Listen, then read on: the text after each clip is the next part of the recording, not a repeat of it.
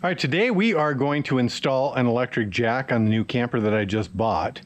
And if you caught one of our other videos, I actually installed one of these on our smaller off-roading camper. And the way I set that one up is it doesn't have a battery in the front, so I set it up to plug in to the back of the Jeep or the truck to move it up and down. This one is a little different, so we're going to install this one. We're going to connect it to the battery because there is a battery on the front. So depending on which style would best work for you, that video would be appropriate. On the last video, what I did is I actually did not have it hooked to a vehicle. I used a jack to jack it up just so you could see a little better. This time I'm actually leaving it attached to the truck, and we've jacked it up. So that's probably the safest way to do it if you actually have it attached to a vehicle. So again, wanted to show you multiple ways to do this. And what we got was a Hallmaster 12 volt A-frame electric jack, which has a 3,500 pound capacity. So we're going to pop this old one off and pop this new one in. This is pretty simple, and cranking things up, cranking things down, it's really not that hard. However, this just makes it a whole lot easier. So we're going to go ahead and do that. All right, so I'm going to start off with a 9/16 inch socket, which happens to be what these bolts are here, and we're going to remove those bolts with our driver.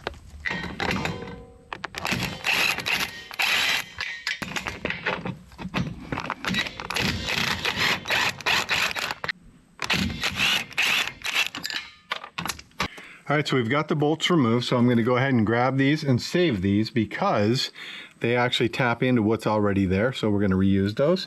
And then, next thing we're going to do is take the foot off of the jack so we can pull it up through.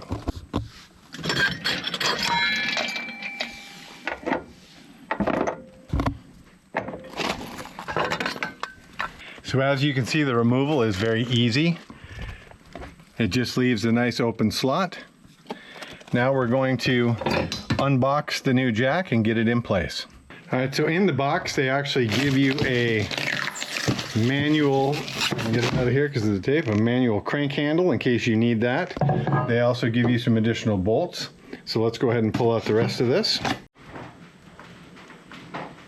All right, so we're going to remove the foot off of this one so that we can slide it in to where the other one was at. All right, so our next step is we're going to actually just put it down into the hole and line up where the bolts will go.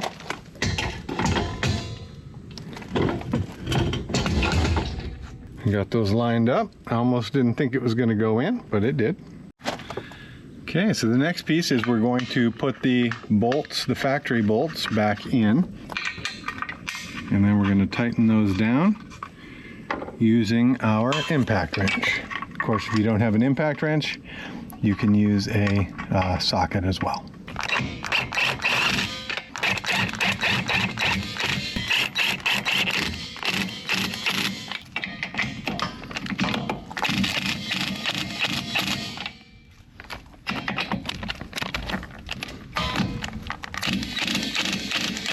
All right, so that's the actual installation of the jack itself. We'll put the foot back on, and then we'll look at the wiring. One nice thing about the foot that comes with this is it's actually got additional holes. It's a little bit longer than what the other one had, so you can adjust it up and down as well.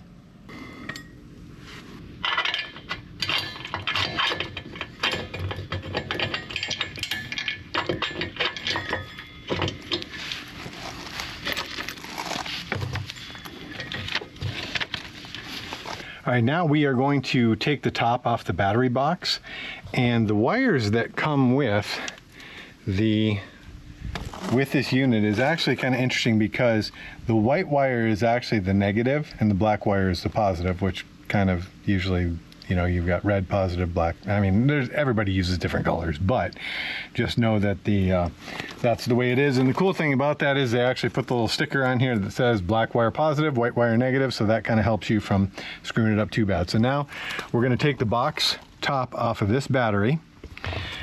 And actually the wiring job that I'm doing right now is going to be temporary because I've got a guy that's going to be building a generator box on here. So the battery is actually going to be much higher eventually. So I may end up, what I'll probably have to do after the fact is clip those wires and add and splice in a new chunk to make it long enough, because I'd prefer to run it down the frame, up, and then into the battery instead of going straight across or something weird.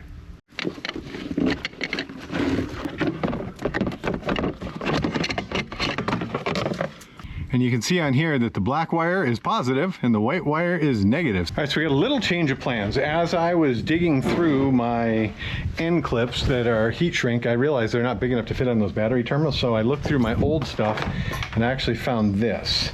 And this is something that I had from something before. I never throw out any electrical connections, so those are going to fit.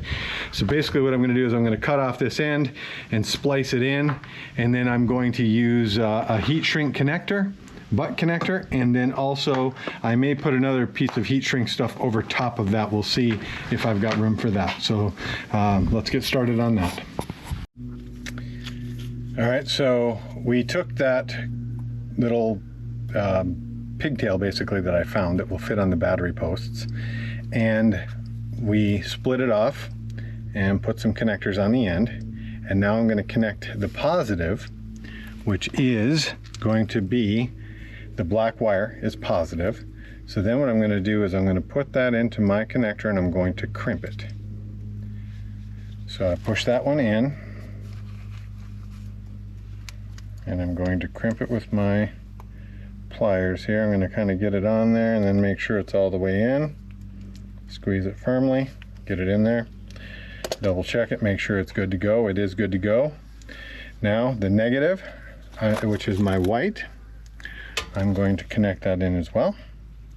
Same thing, I'm going to push that all the way in, get my pliers around here, and then get that, make sure it's all the way in. I'm going to squeeze that nice and firm. Okay, we're good to go on that. So now what I'm going to do, I've got an extra heat sleeve here. I'm going to heat this and shrink these, both of these blue ones. Then I'm going to put the black one over top of it and heat shrink those as well. All right, so now we're going to use the heat gun to heat shrink our little connectors, which I don't know why I even have to use a heat gun. It's 100 degrees out today. It was so hot I had to go put the camera in the fridge for a minute because it wouldn't even work. So we're going to, if you've never used these before, use your heat gun and just get close to it and watch it start to shrink without leaving it too long. You don't want to melt it.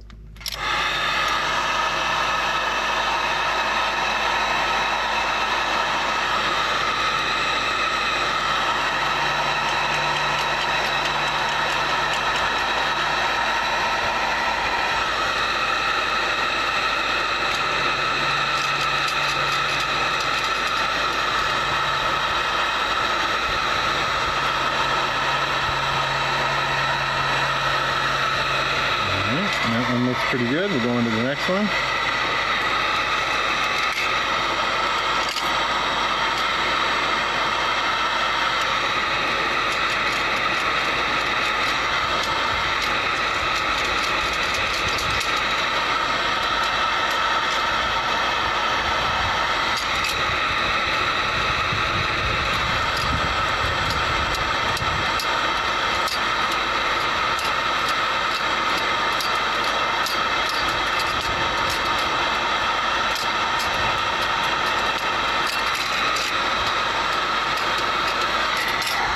All right, so we're going to let those cool, and then we're going to use our other heat connectors to go in on top of those. All right, so now I'm going to do the black connector over top of that.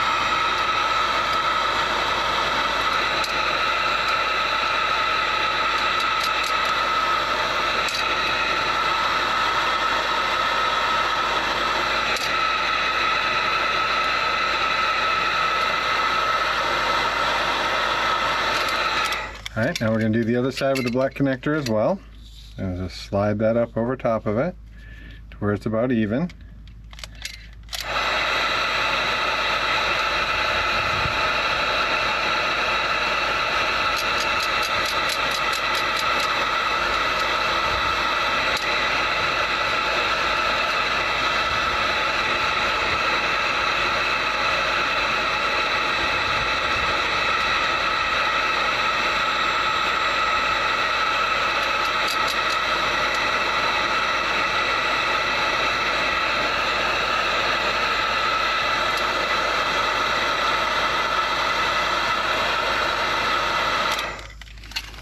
All right, so now we're going to let those cool.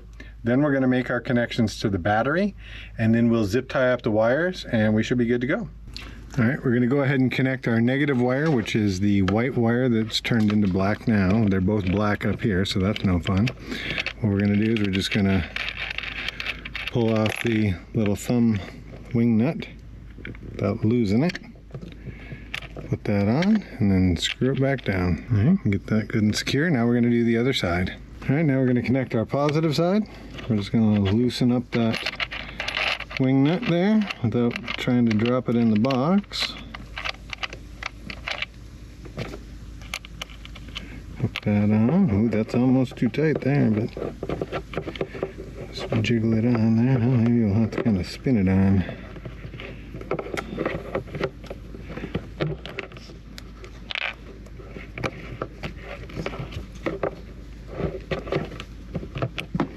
And we'll see if we can push it down with this.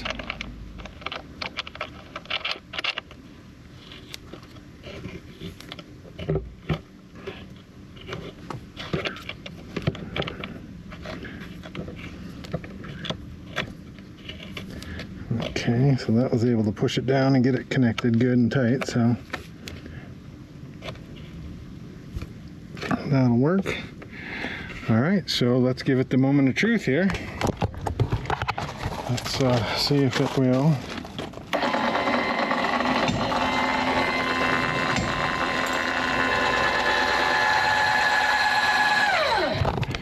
All right, sweet. So now all we have to do is just kind of zip tie the lines up, put the cover back on the battery, and we are good to go. So pretty easy process. Make sure that you get the ends that will fit on the battery for these. I wish I would have thought about that. I thought they were the right size, but they weren't. So, but you know, every now and then you have to get creative with what you've got. If you keep all your junk, like especially wiring connectors and stuff, and never throw them out, it comes in handy later. So remember, doing things yourself saves you money and allows you to be free. See you in the next video.